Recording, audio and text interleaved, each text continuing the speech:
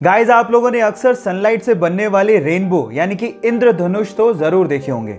हमें अक्सर वो आधे गोल ही दिखाई देते हैं, लेकिन मैं आपको आपकी जानकारी के लिए बता दूं कि वो आधे गोल नहीं बल्कि पूरे गोल होते हैं। अक्सर जमीन पर रहने की वजह से वो हमें आधे गोल दिखाई देते हैं, लेकिन अगर आप प्लेन से यात्रा कर रहे हैं तो आपको पूरे गोल रेनबो को देखने का अवसर मिल सकता है।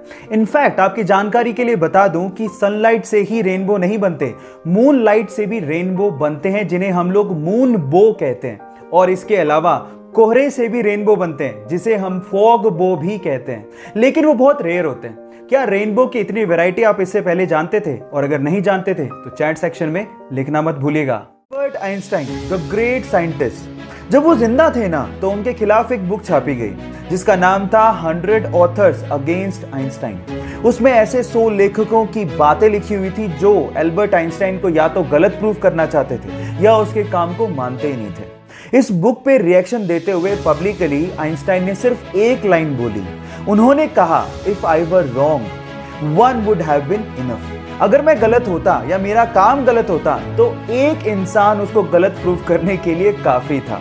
कितना ठग लाइफ आंसर था ना आइंस्टाइन का।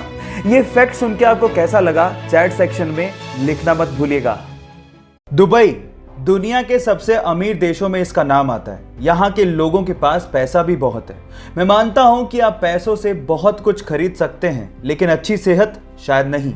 जहां एक और दुबई का नाम सबसे अमीर देशों में आता है, वहीं इसी देश का नाम सबसे मोटे लोगों की देशों की सूची में भी ऊपर है।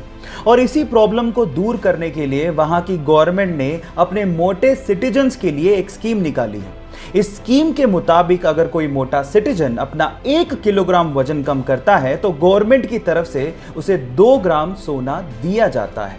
इससे अच्छा मोटिवेशन और क्या हो सकता है? आपको ये इंटरेस्टिंग फैक्ट जान के कैसा लगा? चैट सेक्शन में लिखना मत भूलिएगा।